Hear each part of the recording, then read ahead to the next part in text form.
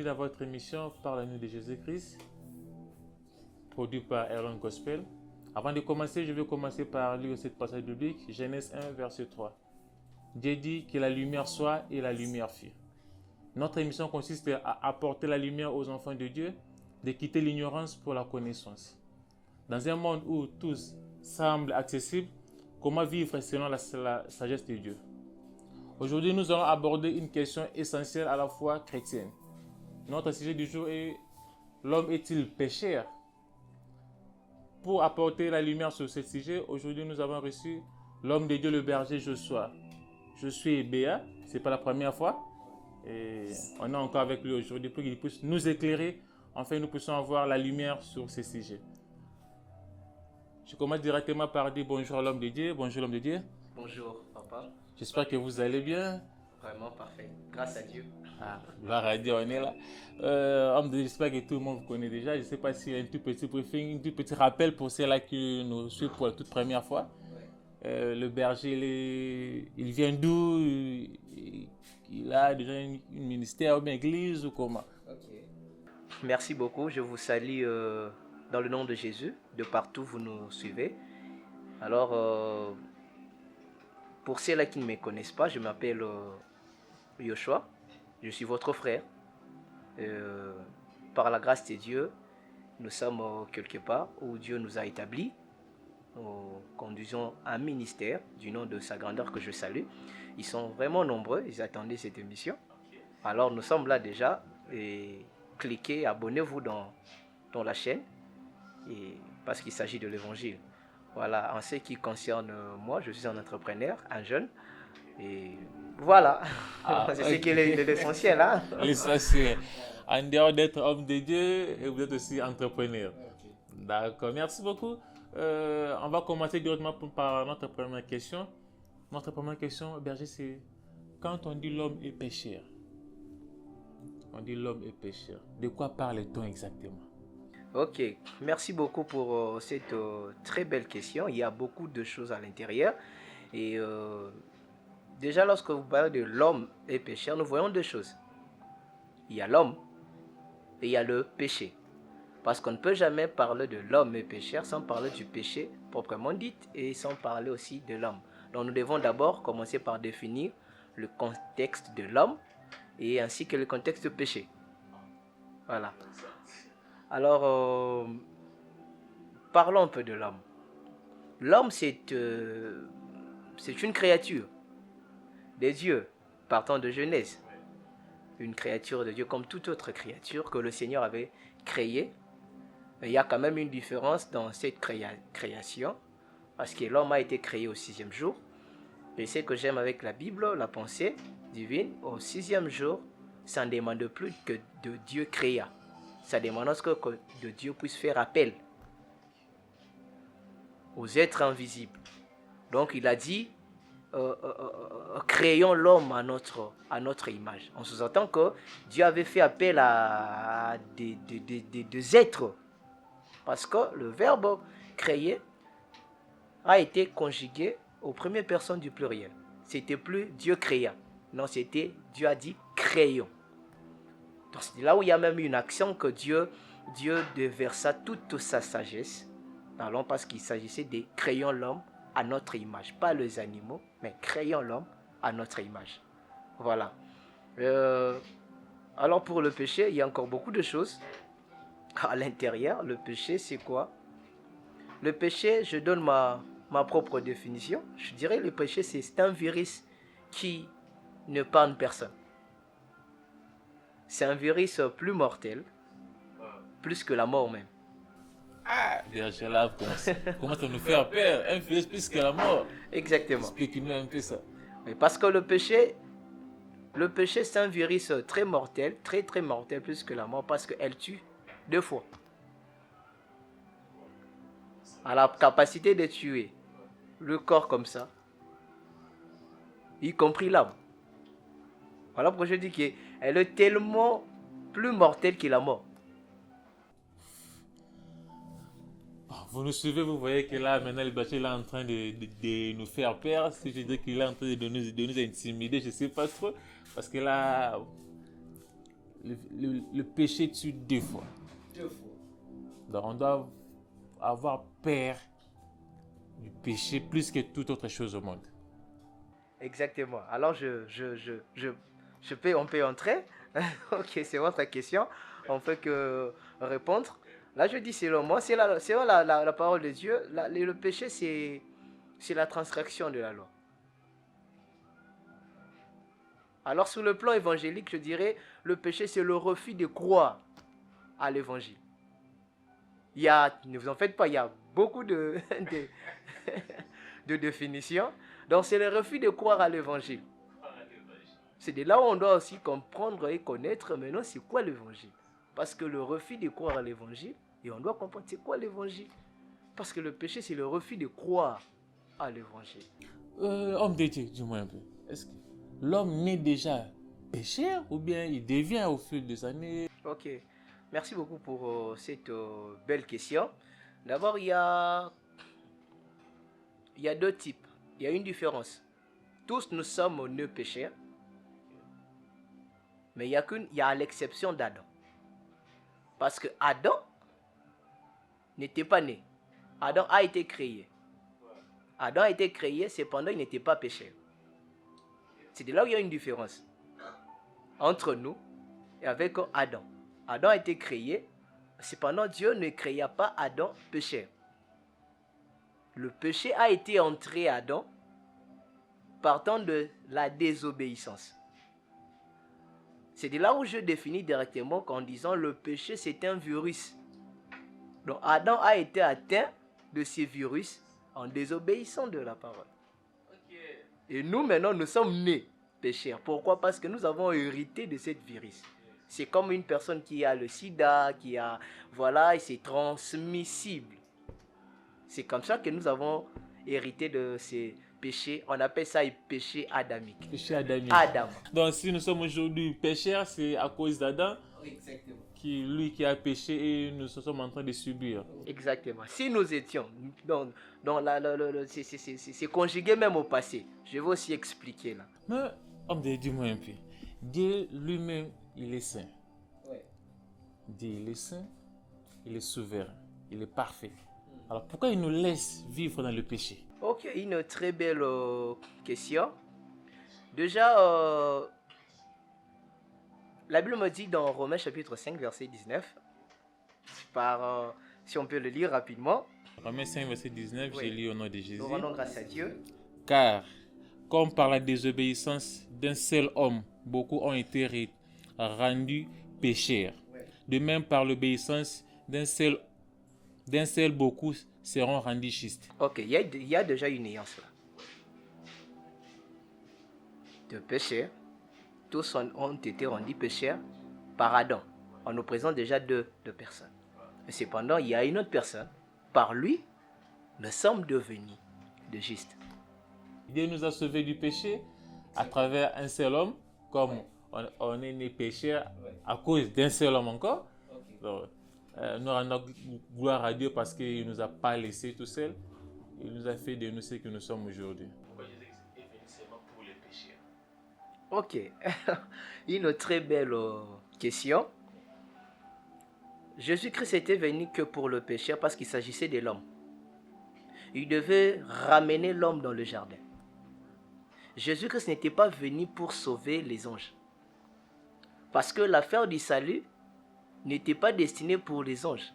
L'affaire du salut est destinée pour l'homme qui a été créé, le seul à l'image de Dieu. Wow. Et cet homme-là avait attrapé le virus du nom du péché. Il était mort, d'après Romains 6, 23. Car le salaire du péché, c'est la mort. Après avoir mangé le fruit, l'homme était mort. Donc il s'agissait de sauver l'homme. Cet homme péchait. Donc dans ces cas-là, on peut se faire appel à Romains 3, verset 23. Il est écrit, tous ont péché, sont privés de la gloire de Dieu. Exactement, tous ont péché, sont privés de la gloire de Dieu. Privés de la gloire de Dieu. La gloire de Dieu, c'est les conséquences de sa personne, par définition. Okay. La gloire de Dieu, c'est les conséquences de lui, les conséquences de sa personne. L'homme, lorsqu'il pécha, il a été chassé du jardin. Automatiquement, il a été privé de la présence de Dieu. Privé de la gloire de Dieu, d'après Romains 3, 23. Vous voyez? Et ça demande maintenant que Christ puisse ramener l'homme dans le jardin, ramener l'homme dans la présence de Dieu. Pourquoi? Parce que l'homme a été déconnecté de Dieu, privé de Dieu. C'est ça le verset. Privé de la gloire de Dieu. Donc maintenant, on n'est plus privé de la gloire de Dieu, mais on a maintenant la gloire de Dieu en nous à travers Jésus-Christ. À travers Jésus-Christ, à travers l'évangile que nous avons cru. Parce que c'était ça la mission de Jésus. Jésus était venu pour que nous puissions reprendre la gloire de Dieu. Reprendre la gloire de Dieu, nous ramener dans le jardin, restaurer l'amitié, sauver l'homme de tous ses péchés du passé, présent et futur. Et futur. Exactement. C'est ça l'impact de la croix. Ah, vous me dites, là, je vais revenir là-dessus. Et futur. Donc, Exactement. on est déjà pardonné en avance. Exactement. Parce que Christ est un peu responsable. On peut lire ça dans Romains chapitre 6, verset 10. J'ai lu au nom de Jésus. Nous rendons grâce à Dieu. Car il est mort. Oui. Et c'est pour le péché qu'il est mort une fois pour toutes. Exactement. Il est revenu à la vie. C'est pour Dieu qu'il vit. Il est mort pour le péché une fois pour toutes. Voilà pourquoi j'ai dit qu'il est mort pour tous nos péchés du passé, présent et futur. Il ne reviendra plus. Là, je dirais qu'on est en train d'encourager ceux-là qui fait du mal à tout moment. Ils sont en train de pécher, dire que non, on a déjà été pardonné une fois pour toutes. Donc, c'est plus la peine de se lamenter encore. Mais on va revenir là-dessus parce que là je vois déjà, on doit vraiment ouvrir cette porte-là. On va parler en détail. Mais nous voulons aussi savoir, homme de Dieu, la signification être juste dans la foi. Dans une personne qui reconnaît qu'il a péché. Donc, je reconnais que je péché. Oui.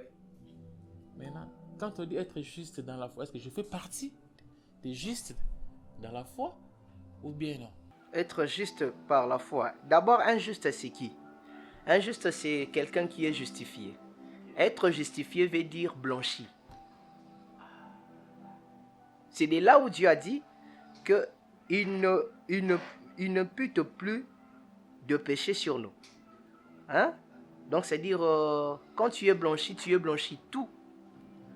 C'est de là où il dit, même dans Isaïe 43, 25, il dit, c'est moi qui efface tes crimes pour l'amour de moi, et je ne me souviendrai plus de tes péchés. C'est-à-dire, la personne a bénéficié de la justice de Dieu.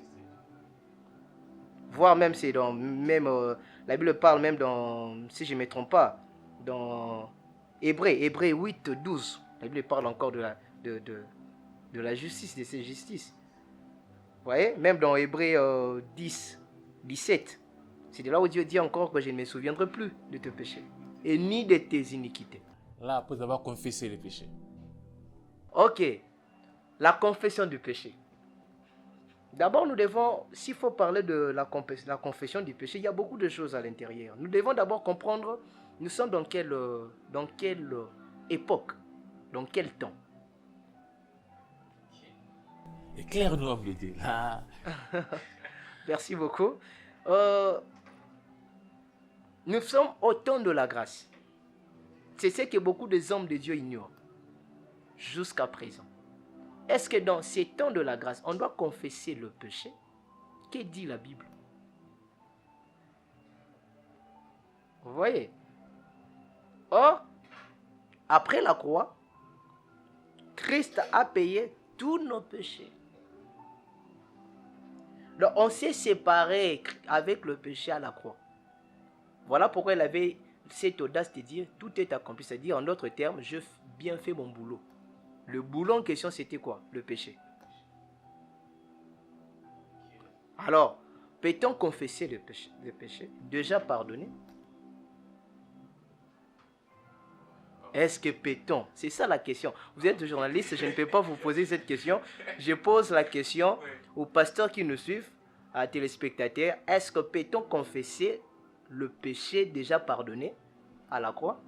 C'est à vous de nous répondre. Parce qu'on confesse pour obtenir le pardon, n'est-ce pas? Alors, peut-on confesser une chose dont on a déjà reçu le pardon éternel? Ah, mon Dieu. Je voulais poser une question, Je téléspectateur de nous répondre. mais je vois déjà que la réponse là, elle est en train d'englober tout parce que beaucoup de gens disent que non, on est né pécheur, on pêche chaque jour, donc on doit confesser chaque jour afin que nos péchés soient pardonnés. Maintenant là, vous êtes en train de nous dire que non, on est déjà pardonné. Exactement. Donc, Partant de la Bible. partant de la Bible. Donc en gros donc, c'est plus la peine de confesser. Ok, merci beaucoup pour cette belle question.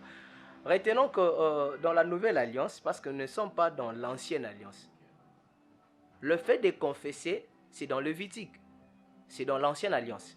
La Bible parle que les gens venaient avec des taureaux, des gens venaient avec des pigeons selon de classes sociales pour faire la confession du péché.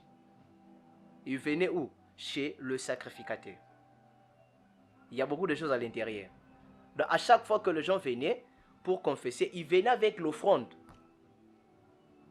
Alors, s'il faut passer par la confession de l'ancienne alliance, c'est que nous devons aussi amener des taureaux, amener des offrandes comme ça à l'autel que le sacrificateur aussi de Lévi coupe aussi, fait déverser aussi le sang. Avant, il faut confesser, c'est-à-dire il faut énumérer le tout. Voir même ce qui est dans ton inconscience, il faut l'énumérer. Or, l'ancienne alliance, c'était l'ombre de choses à venir. On parlait juste de Jésus. Vous voyez ce que nous sommes en train de faire? C'est incapable de pardonner le péché. Ça faisait juste couvrir le péché, la saleté. Voilà pourquoi cette méthode que Dieu avait donnée, c'était l'Éternel lui-même. Il avait trouvé que non, c'était pas bon. La loi n'était pas bon. Le péché ne se pardonnait pas. Ça se faisait que... Et il y avait maintenant ça montait. C'est comme la saleté, vous voyez? Et il y a la saleté. Vous prenez le sable, vous jetez. Vous voyez que le sable, mais il y a la saleté. Après, on voit encore, on jette encore. Après, nous couvrons encore. Après. C'est de là où Dieu avait dit que vos péchés sont montés jusqu'en moi. En Apocalypse. C'est à cause de ça que Dieu a dit mais il y qu'ils sont avait montés. que voilà, ça faisait que monter. Jusqu'à tel point que Dieu chercha maintenant en disant, bon, je dois finir avec ça. Et Dieu rassembla maintenant ses ailes. Il dit, qui enverrai-je? En Apocalypse. Pour sauver mon peuple, pour sauver l'homme. Parce que ce mécanisme de Lévi, ça ne tient pas. Qui enverrai-je? Le 24 vieillard, non, ils ont fait ça. Non, tu connais l'histoire, non? Ouais. Et il y a eu un homme, Jésus, il s'est dit, Père, pour le rouleau, il est question de moi, envoie-moi. Donc c'était pour donner la solution définitive du péché. Et Christ l'a fait. Il s'est donné à la croix. C'est pour le péché qu'il est mort. Voilà. Alors, dans la nouvelle alliance, est-ce que nous devons maintenant confesser le péché déjà pardonné? Non. Qu'est dit la Bible? Romains chapitre 10, verset 9. Chez lui, au nom de Jésus. Nous rendons grâce à Dieu. Si tu confesses de ta bouche le Seigneur Jésus-Christ, Si tu confesses de ta bouche, et si tu crois dans ton cœur que Dieu l'a ressuscité de mort, tu seras sauvé. Est-ce qu'on a dit de confesser le péché? De confesser qui? On a dit juste si tu confesses de ta bouche le Seigneur Le Jésus-Christ. Seigneur, si tu confesses de ta bouche qui? Est-ce qu'on a dit si tu confesses de ta bouche le péché? Bon, c'est pas moi, hein. Moi, j'ai rien dit. Donc, on est en train de suivre ensemble avec vous, moi, j'ai rien dit. Là, c'est l'homme de Dieu qui est en train de nous expliquer. Il a dit que ce n'est plus la peine de confesser le péché, mais au contraire de confesser Jésus-Christ. Exactement. Et confesser Jésus, c'est croire à ce qu'il a fait à la croix de Golgotha. C'est ça, confesser Jésus. Donc, dans la nouvelle alliance, nous ne confessons plus le péché, mais nous confessons Jésus. Pourquoi? Parce que c'est lui le point final du péché. C'est lui qui a payé tous nos péchés du passé, présent, futur. Moi, ce qui me fait le plus peur quand les bergers disent passé, présent et futur. Parce que là, je vois il y a plein de gens qui sont à la maison, ils sont en train de dire non, nous on ne croit pas. Mais si vous ne croyez pas, mettez vos commentaires et envoyez-nous tout ce que vous avez comme question. Ok. On va essayer de faire encore appel au berger pour qu'il puisse répondre à tout ça. Parce que là, maintenant, le berger dit que non, l'homme est déjà pardonné. Exactement. Et on ne confesse pas le péché dans la nouvelle alliance. Dans la nouvelle alliance, on confesse Jésus qui a accompli, qui a payé tous nos péchés.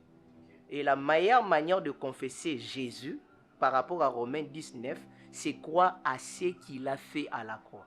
Or, qu'est-ce qu'il a fait à la croix? Il a pardonné tout tes péchés du passé, présent et futur. Cela veut dire, quand tu es là, sur le plan pragmatique, comment ça fonctionne? Seigneur, je te rends grâce.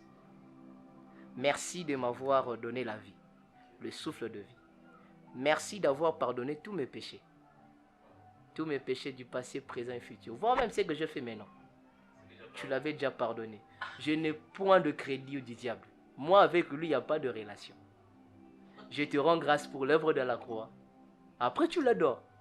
C'est ça la manière de confesser Jésus. Je peux dire pour ceux-là qui ne confessent pas Jésus, donc, et ils sont encore des pécheurs. Exactement. Tout, c'est dans la foi. Oui. De ce que tu crois. Ok. Donc, c'était une question que je voulais poser, mais là, j'ai déjà la réponse. Je voulais juste savoir la différence entre un pécheur pardonné et un pécheur non repentant. Ok, merci beaucoup. Déjà, celui qui est pardonné n'est plus pécheur. C'est comme Christ a dit à la femme, va, tes péchés sont pardonnés. Elle n'était plus péchée. Automatiquement, elle a changé. Donc, un pécheur, c'est celui qui n'est pas encore pardonné. Et un pardonné n'est plus pécheur. Alors, un pardonné, c'est qui? Selon la Bible. Lisons d'abord la Bible. Colossiens chapitre 1er. On va sillonner un peu la Bible parce qu'il est question de la Bible. Colossiens chapitre 1er, versets 20 à 22. J'ai lu au nom de Jésus. Nous rendons grâce à Dieu. Il a voulu par lui réconcilier tout avec lui-même. Oui. Tout ce qui est sur la terre, que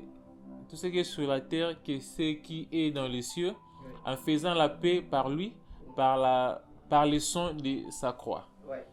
21.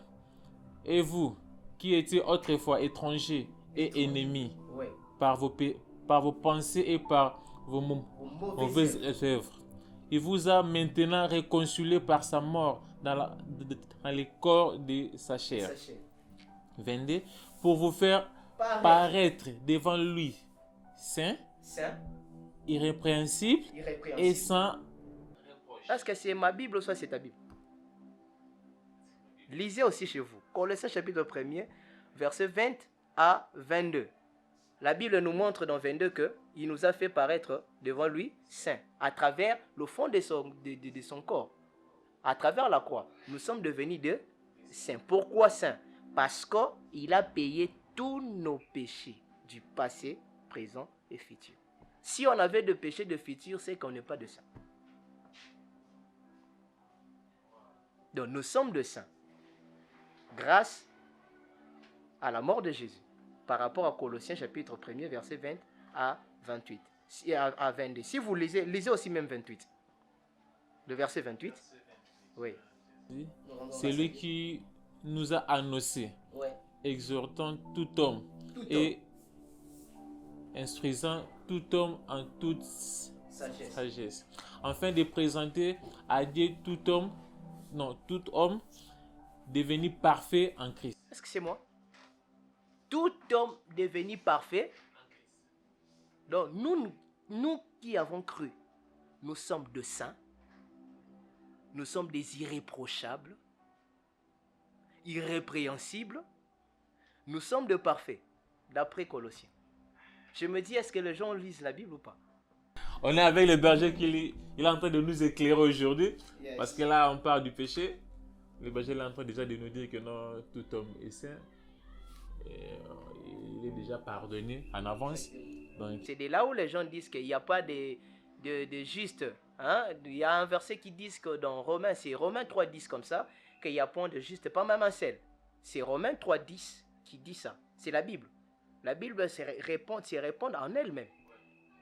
Certes, il n'y a point de juste, pas même un seul, dans ce monde sans Jésus. Mais nous qui sommes en Christ, nous sommes de justes par rapport à Colossiens. Nous sommes de parfaits, nous sommes de saints. Donc ça veut dire, si on nous enlève Jésus, nous ne sommes pas de justes, il n'y a point de juste. Mais lorsqu'on remet Jésus en toi, parce que tu es Jésus, tu es parfait, tu es juste, tu es saint, tu es irréprochable.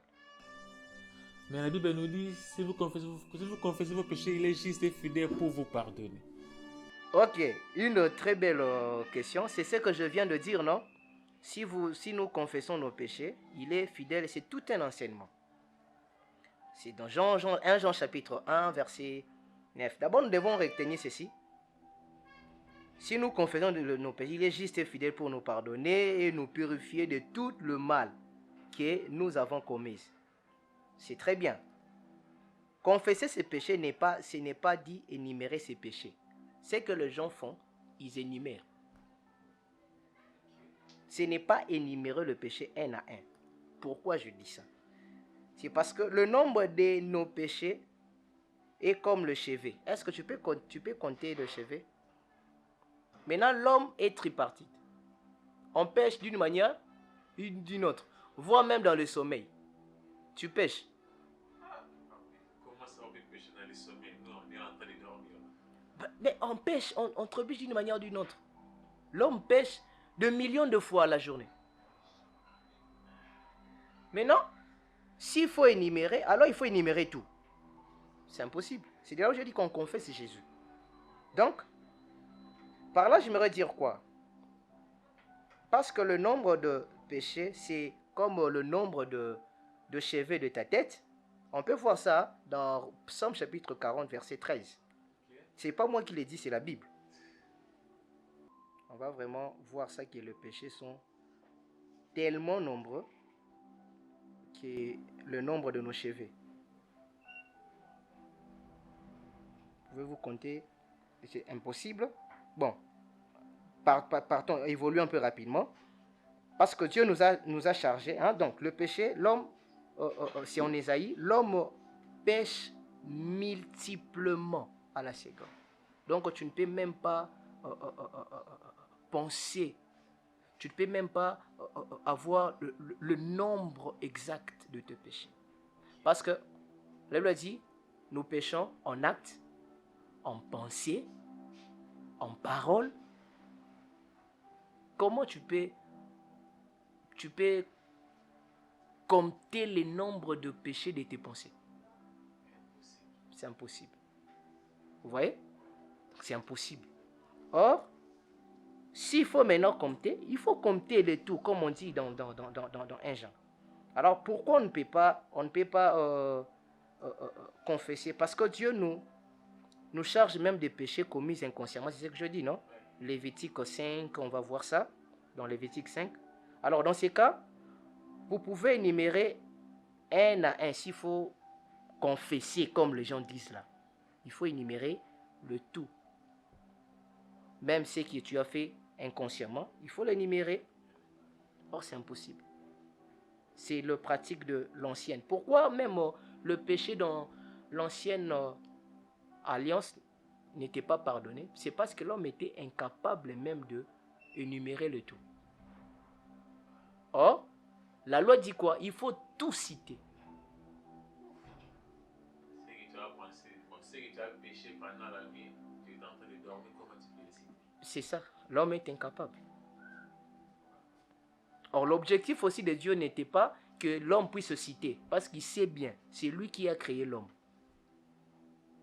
Il sait que l'homme ici, c'est moi qui l'ai créé. Il est incapable. En gros, je dirais que l'homme par lui-même, il est incapable Oui, d'arrêter les péchés. exactement. Et c'est parce qu'aussi la confession de péché ne se fait pas sans sacrifice, comme dans le Lévitique. Comment tu viens confesser le péché, tu viens sans sacrifice?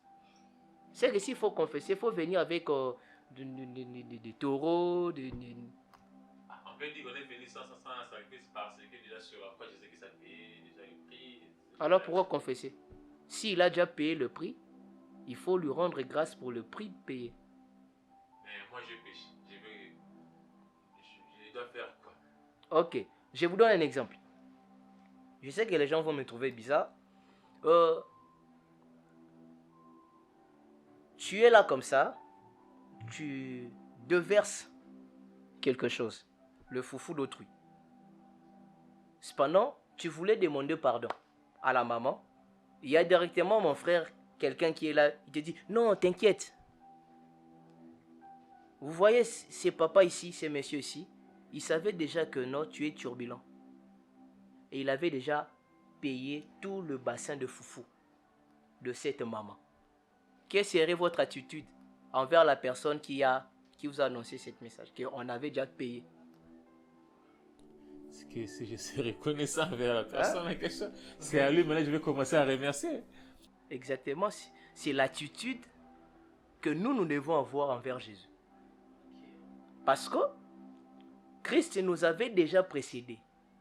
Il est omniscient, il savait ce que tu commets aujourd'hui et ce que tu commettras demain. Et il a anticipé, il a payé. C'est pour le péché qu'il était mort.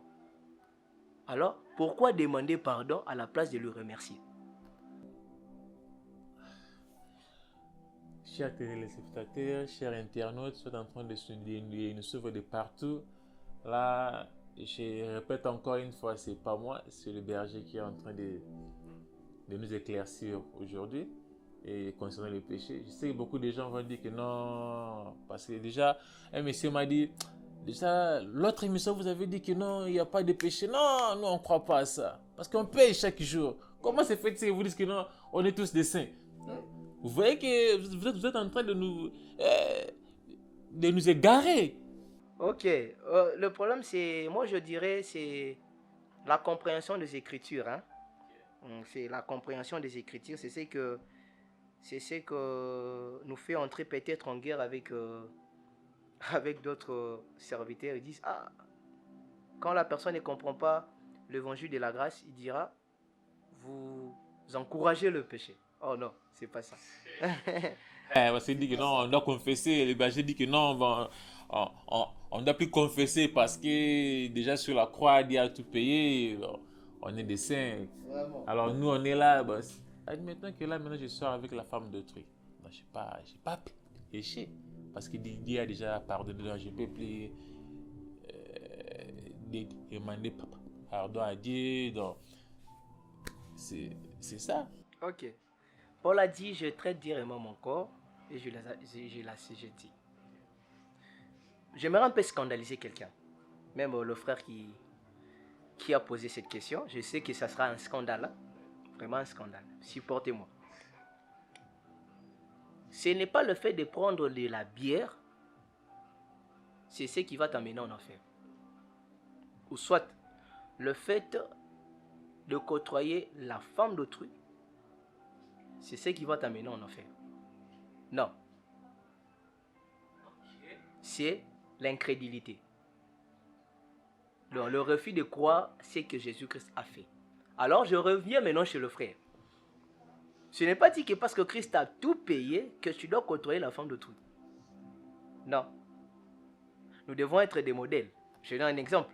Moi, depuis que je suis là, je suis né jusqu'à présent, je n'ai jamais goûté à l'alcool. Même pas un petit bouchon. Je prêche, non? Je n'ai jamais pris la femme d'autrui, je ne sais pas. Ceux-là qui me connaissent, ils savent. Ma conduite. Mais ce n'est pas ma conduite qui va m'amener au ciel. C'est l'évangile que nous prêchons. Alors, quand tu crois maintenant à l'évangile, vous devez être honnête. Être, voilà, un bon exemple. Donc, ça fait partie du marketing qui peut attirer les gens vers vous. Et quand les gens viennent, vous lui présentez maintenant l'évangile. Imaginez que tu viens comme ça, tu m'es trouvé, peut-être je prenais la bière. Est-ce que vous aurez la possibilité de me respecter en tant qu'un homme de Dieu? Non. Ok. Bon. Là, franchement, vous venez de nous scandaliser vraiment. Parce que moi, personnellement, je ne sais même pas quoi dire. Parce que là, je comprends pas. Je comprends plus trop. Je sais pas. Non. En gros, l'homme n'est plus pécheur. L'homme n'est plus pécheur parce que Christ avait payé tous ses péchés. Selon la Bible, le péché du passé, présent et futur. Christ avait fait très bien son boulot. Il a dit, tout est accompli. Donc l'homme n'est plus pécheur. L'homme le plus pécheur, c'est selon les dires du berger. Et Moi, surtout quand tu crois. Et surtout quand tu Quand crois. tu crois ça, tu n'es plus pécheur. Plus pécheur. Parce qu'imagine, je donne un exemple. Vous savez ce que Jean avait dit? Est-ce que vous savez ce que Jean avait dit? On va lire ça. Jean chapitre 1er, verset 29. Jean chapitre 1er, verset 29.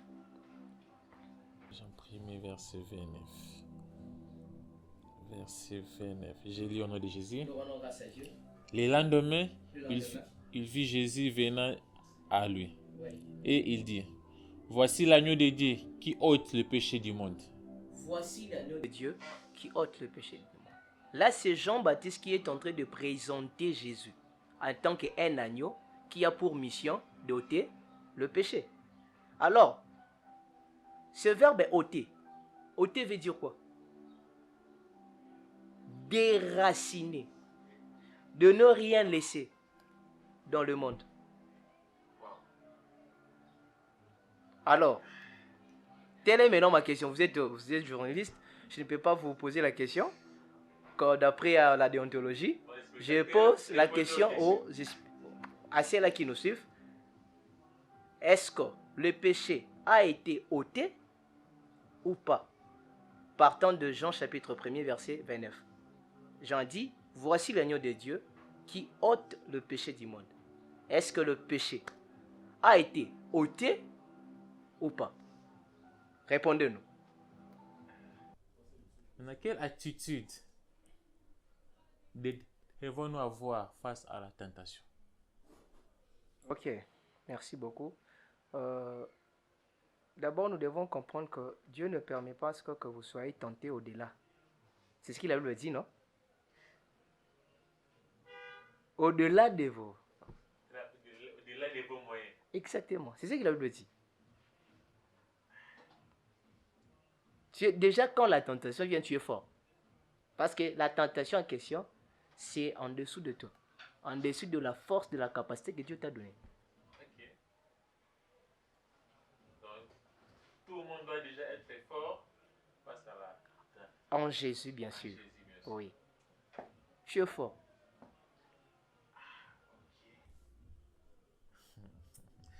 Maintenant, vous nous avez dit la repentance. Je ne sais pas si je vais mal expliquer ça. La repentance n'a pas vraiment plus de valeur parce qu'on a déjà Jésus-Christ, nous avons déjà été pardonnés. On doit contrairement glorifier le Seigneur. Ok, merci beaucoup. La repentance, c'est tout un enseignement aussi comme 1 Jean, chapitre 1, verset 9. C'est tout un enseignement. D'abord, je reviendrai sur ça. La repentance, c'est quoi? La repentance est mal comprise dans des églises. Berger. On aura des problèmes, homme de Dieu. On aura des problèmes. Ben, quand on dit la repentance, tu vas voir ce qui c'est. D'ailleurs, demain, ça sera dimanche. Vous allez voir, bien-aimé, réponds-toi. Quand on parle de la repentance, tu vas voir même les modérateurs, il incite aux gens de demander pardon. Oh, c'est pas ça. C'est la confession. Ce que les gens font, c'est la confession, c'est pas la repentance. Alors la repentance, c'est quoi?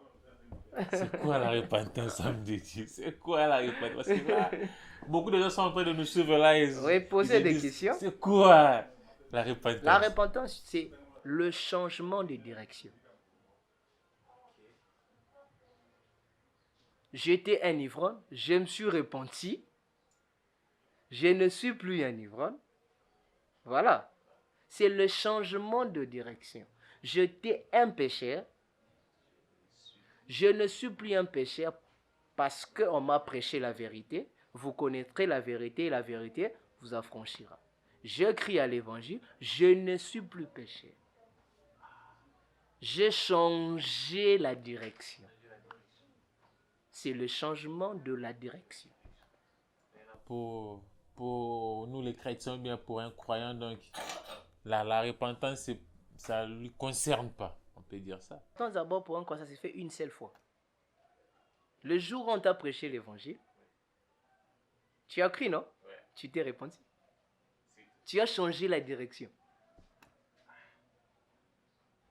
Et ça s'est fait automatiquement. C'est de là où on dit lorsqu'une personne est en Christ, il est devenu une nouvelle créature. Des choses anciennes sont passées. Voici, toutes sont devenues nouvelles. La repentance. Il n'est plus de l'autre côté, il est maintenant de l'autre côté. Je voulais encore revenir un peu en arrière parce qu'on m'a déjà dit on n'est plus pécheur. Je ne sais pas si ça aussi c'est tout un enseignement. Ouais. En Jésus, on n'est plus de pécheurs. On n'est plus de pécheurs. D'après Colossiens, nous sommes de saints. Ouais. Je crois que je vais lire 1 Jean 1, ouais. Cette fois-ci 8 et non 9. Ok.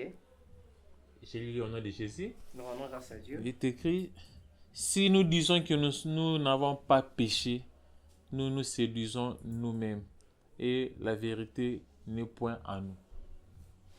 Ok. Homme de Dieu. Ouais. Là, je crois que je n'ai pas de question, mais je vais que vous puissiez nous expliquer un peu. Exactement. Ce verset, d'ailleurs, il y a même la lumière quand vous descendez, vu le temps, quand on dit si nous disons que nous n'avons pas de péché, nous nous séduisons nous-mêmes. Humainement par là, voilà, nous avons de péché. Si nous disons que nous n'avons pas de péché, humainement par là, parce que l'homme est né avec le péché, comment tu peux dire que tu n'en as pas? Tu es né avec ça. Donc quand tu es né avec ça, si tu dis que tu n'en as pas, tu es un menteur. Et tu t'es séduit. Ok. Ah, donc, on est tous pécheurs. Non. Naturellement par là, nous sommes nés avec le péché. Vous voyez? Ouais. En tant que le virus adamique, le péché adamique. Péché adamique. Ok. C'est un virus, voire même un bébé. Il est né déjà pécheur. Oui, comme le genre, un parenthèse. Les bébés, on dit quoi? Les bébés, ce sont des anges. Ouais. Qui vous a dit ça? C'est écrit où? Parce qu'il n'a rien fait de mal. Non, nulle part dans la Bible. Donnez-moi un verset. Cher pasteur, donnez-moi aussi un verset sur ça. Là, on montre que les bébés sont des anges. Vous voyez? Oui. Ah non, le bébé, y compris le bébé, ils sont nés avec la sémence adamique. Nous avons tous hérité de ça. Ah. C'est de là où on dit, dans 1 Jean 8 là, si nous disons que nous n'avons pas de péché, nous nous séduisons de nous-mêmes. Pourquoi? Parce que l'ADN adamique. Ok. Et la Bible maintenant vient nous éclairer dans Colossiens. Nous sommes maintenant de saints en Jésus-Christ. Sans Jésus, si nous disons que nous n'avons pas de péché, nous nous séduisons de nous-mêmes. Mais en Jésus, nous ne sommes plus de péché. Ah, ok, homme de Dieu, là, on a compris. Oui. En dehors de Jésus. Tout le monde qui est en dehors de Jésus, c'est un péché. Maintenant, j'espère que tout le monde a compris. Il n'y a plus de scandale dans... Nous, en Jésus, nous sommes des saints. Vous qui êtes en dehors de Jésus, vous êtes des pécheurs. Vous êtes des pécheurs. Et quand tu crois que tu es un pécheur et tu sers Dieu, tu n'es pas un enfant de Dieu. Je donne un exemple. Qu'est-ce qui démontre clairement que nous sommes, ou soit je suis l'enfant de mon papa? C'est partant de quoi? C'est parce qu'on a une même morphologie? Non. C'est partant de quoi? C'est partant de l'ADN. Le sang. Alors, un enfant de Dieu pécheur, ça n'existe pas. Il y a deux pères. Ou soit tu es du diable, ou soit tu es de Dieu. Les enfants de Dieu, ce sont des saints. Les enfants du diable, ce sont des péchés. Pourquoi? Parce que lui-même, le diable, a péché avant. Le premier pécheur, c'est lui. Et il a mis au monde ses enfants. Et Christ a mis au monde ses enfants aussi qui portent la même nature que lui. La nature doit nous enseigner. Le chien met au monde le chien. Le lion, le lion. Alors si tu crois que tu es un pécheur, c'est quand toi, tu as le sang de qui? Du diable. Est-ce que nous comprenons? Sans ouvrir même la Bible. Si je crois que je suis un enfant de Dieu, on dit que le sang de Jésus coule en moi. Par la foi. Maintenant, le sang de Jésus là, c'est le sang des péchés. Mais comment tu peux dire encore tu es un enfant de Dieu en même temps que tu es pécheur? C'est comme si tu as double sexe. Tu es fille, tu es garçon. C'est de là où je reviens directement en disant, la Bible dit quoi? Christ a dit, si tu es ni chaud, ni froid, je ferai quoi? Et toujours même dans un Jean là, parce qu'il y a à boire et à manger, on dit, un enfant de Dieu ne pêche plus. Un enfant de Dieu ne pêche plus. Non, c'est dans 1 Jean 3. Celui qui est de Dieu ne pêche plus. Est-ce qu'on peut chercher ça? On doit chercher ça pour que tout le monde soit éclairé. On ne veut pas de scandale. Oui, on doit chercher ça rapidement. 1 Jean 3. 1 Jean 3. Au nom de Jésus. Au nom grâce à Dieu. Quiconque né de Dieu ne pratique pas les péchés. Ah, ok. Parce que la sémence de Dieu demeure en lui. Parce que la sémence de Dieu demeure en lui. Or, je dis le péché aussi c'est une sémence héritée du diable. Voilà. On a écrit ça dans 1 Jean 3, 9. Ouais. La Bible est là. Moi-même, je viens de confirmer ça. Nous tous qui sommes de Dieu, on n'est plus pécheurs. Ouais. Homme de Dieu. Déjà, là, je suis en train de clôturer. Mais avant tout, j'aimerais que vous puissiez nous éclairer encore un peu sur cette question. Quelle est la mission de l'Église face à l'humanité qui se croit bon sans Dieu? Ok. Une très belle question. Le rôle de l'Église, c'est de présenter Jésus. Parce que l'Église, c'est l'épouse. L'épouse est là juste pour présenter son époux. Donc nous devons présenter à l'humanité ce qui était la mission de Jésus. Parce que ni ça, l'humanité ne sera pas sauvée. C'est de là où Jean a présenté Jésus, l'agneau de Dieu qui ôte le péché du monde. Quand nous voyons le monde, l'humanité. Nous devons présenter Jésus. C'est ça le rôle de l'Église. Ne pas prêcher des liens, ne pas faire de 21 jours de kills de combat, ne pas faire de 40 jours de jeûne, hein, ne pas faire le jeûne de Daniel, le jeûne de Ruth, le jeûne de je ne sais pas de quoi. Hein, ne pas faire toutes ces choses-là, de présenter Jésus. Ok, apparemment vous êtes contre ces gènes-là, apparemment. Ce n'est pas biblique. Ah bon. Ouais. Ah là, je vais pas m'attendre là-dessus parce que là, je vais pas avoir des problèmes avec les gens de J'avais fait un l'église. post là dans le Facebook, c'est ouais. Ça, voilà. J'ai parlé de jeûne, le vrai jeûne. Est-ce que c'est 40 jours? Non, il y a beaucoup de choses dans la Bible. Est-ce que c'est ça? C'est que les églises font des 40 jours, des 7 jours, des 8 jours, des 3 jours, hein, de jeûne et prière. Est-ce que c'est ce que la Bible dit? Ben, là, on va en parler. Parce que si on va encore entrer dans ce sujet-là, on aura encore des problèmes. Parce que nous sommes arrivés à la fin de l'année, presque toutes les équipes ils sont en train d'organiser des 21 jours, des temps. Ah! Ouais. De là, je vois peut-être déjà un révolutionnaire dans les choses de Dieu, je vois.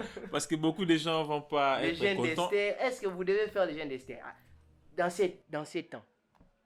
Jeûne de 40 jours. Bientôt, là, il y aura déjà des calcos, il y a des 21 jours, des 30 jours. J'avais même vu 120 jours. J'ai dit, waouh! Jeûne. Prière matin, midi, soir. Ils sont là. Donc, ils ne cherchent même pas à manger. Ils sont là. 120 jours, sans manger. Je vous dis. Ah, Non. vous, Là, vous là. je préfère pas vraiment m'attendre là. C'est parce que là, je risque d'avoir des problèmes et je crois prochainement on va en On va parler. du Si vrai Dieu nous jeûne. prête vie, on va parler du vrai jeûne. Ouais. Homme de Dieu. C'est que le Seigneur nous demande. Ce n'est Ce pas que le ce que Seigneur les nous gens demande. font.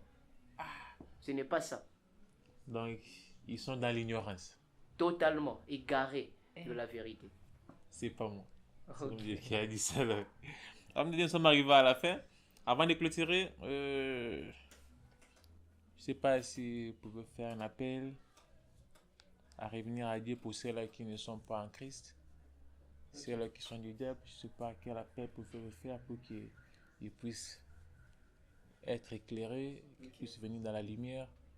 Comme vous nous dites qu'on n'est plus pécheurs en Christ, qu'eux aussi qu'ils puissent plus pécher et qu'ils soient plus pécheurs, qu'ils puissent être maintenant en Christ. Des saints comme nous. Ok. Merci beaucoup. L'édition a été chaud. Supportez-moi. S'il y a des questions, taguez, commentez.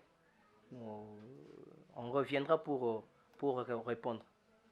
Tout c'est dans la Bible. Voilà. Alors, avant tout, j'aimerais dire à une personne et éclairer encore le peuple des yeux. On ne reçoit pas Jésus par une simple récitation. Nous tous, on était comme ça. On sait comment ça fonctionne. On dit une prière là, Kolo Yesu, Nayambio, le voilà mokonzi nanga, pe mobiksi nanga. Non. Après, on dit, allez, kangali kofi, lobayo satan, na ba démon na onyoso. On nous a mal présenté Jésus. On ne reçoit pas Jésus comme ça. Par une simple récitation de la prière. Alors peut-être tu m'attendais aussi, tu m'attendais dans ça. Il n'y a pas une prière à te donner pour recevoir Jésus. Alors, la meilleure façon pour toi de recevoir Jésus, c'est lorsque quelqu'un croit à la parole de Dieu. Toi qui me suis en ces moments, tu nous as suivis du début à la fin, mais non. Crois à ce que je dis. C'est ça la meilleure manière de recevoir Jésus. Recevoir Jésus, c'est recevoir sa parole. Parce que Christ est la parole. Jean chapitre 1er, verset 1er, on descend. Au commencement était la parole était avec Dieu, et la parole était Dieu. Donc quand tu crois à ce que moi je te prêche, à ce que tu as entendu, quand tu crois à ça, automatiquement tu es sauvé. Jésus entre en toi. Et il prend place. C'est ça la meilleure façon de croire en Jésus. Il n'y a pas une récitation. Dieu vous bénisse. Que Dieu nous bénisse. On a passé un moment là très fort avec le berger. On a été éclairés. Et je mettrai l'adresse du ministère ainsi que le numéro pour ceux-là qui veulent m'attaquer. Allez au moins voir le berger et écouter aussi la parole. Et sûrement vous serez aussi bénis.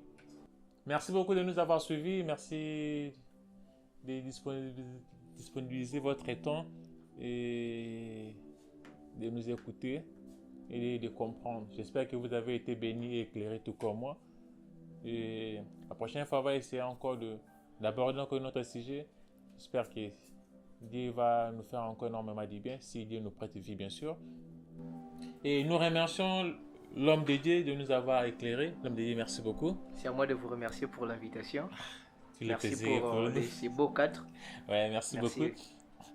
Merci vraiment beaucoup l'homme de Dieu, parce que là tu nous as éclairé, tu nous as expliqué, parce on avait quelques difficultés de comprendre ce qu'est le péché en Christ. Maintenant là vous nous venez nous éclairer, merci beaucoup pour ça. Que le bon Dieu vous bénisse et qu'il vous garde encore longtemps, afin que nous puissions encore bénéficier encore de cette grâce qu'il a déposée en vous. Merci à vous téléspectateurs, merci à toute l'équipe de Erlon Studio, parce que l'émission est produite par Erlon Gospel en partenariat avec Elon Studio. Merci beaucoup à vous de nous avoir accompagnés. On vous dit énormément merci. Et on se revoit à très bientôt et à la prochaine numéro. Merci à vous.